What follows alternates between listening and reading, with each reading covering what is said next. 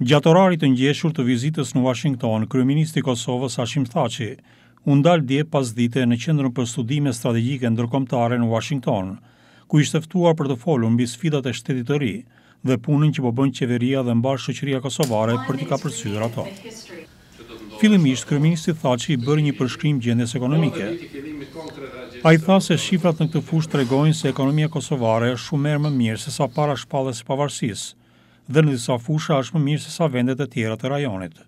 Vitin e kaluar, në mandatin e dytë, kemi adaptuar një plan ambicioz për zhvillimin ekonomik dhe një agjendë legislative përmes së cilave garantohet rritja ekonomike, stabiliteti makrofinanciar dhe reformat e shumare.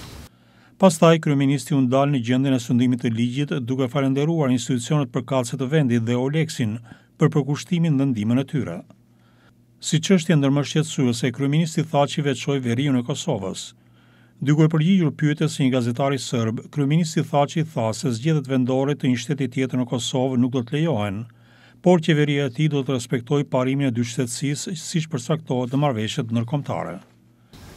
Pra, pjesëmarrjen në votim të të qytetarëve që duan të votojnë për zgjedhjet parlamentare apo presidenciale, por të lehtësuara nga një mekanizëm ndërkombëtar, nga OSBE-ja apo një mekanizëm tjetër, por jo në rrethon me simbole serbe.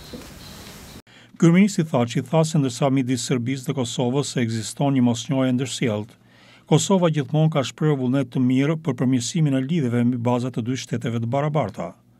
Por Serbia, megjithatë, mbetet vetëm pjesërisht angazhuar në këtë drejtim, tha ai.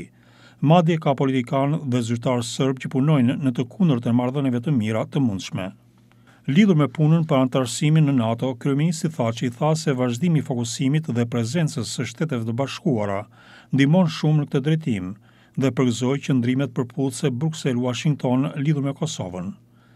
I pyetur mbi takimet e zhvilluara këtë ditë në Washington, kryeministri Thaçi tha se takimet, veçanërisht ato me sekretaren Clinton dhe nën presidentin Biden, ishin shprehje marrëdhënieve të shkëlqyera midis dy vendeve. Kryeministri Thaçi tha se Kosova është një tregim suksesi në çdo drejtim. Në Kosovë, tha ai, është duke ndodhur një transformim i jashtëzakonshëm për sa i përket pjesëmarrjes së femrës kosovare në jetën politike dhe shoqërore. Përfshi presidenten Atifeta Jajaga, kryetaren e ekipit të Kosovës në bisedimet e rëndësishme me Serbinë Edita Tahiri, apo 30% të femrave deputete në Parlamentin e Kosovës e të tjera.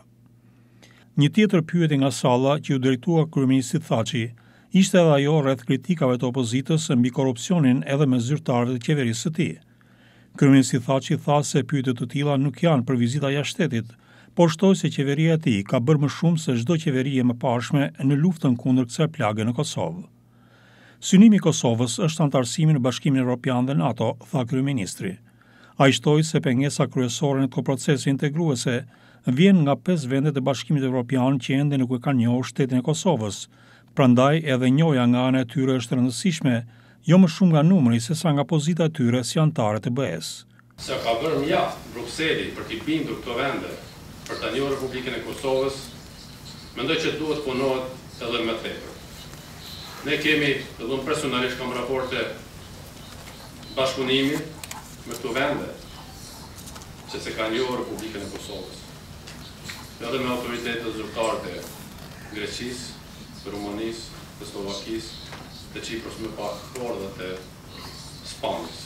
Diskutimi u organizua nga Qendra për Studime Strategjike dhe Ndërkombëtare në Washington, me sponsorizim të drejtorit për Evropën Lindore pranë kësaj qendre, zotit Janosh Bukajski.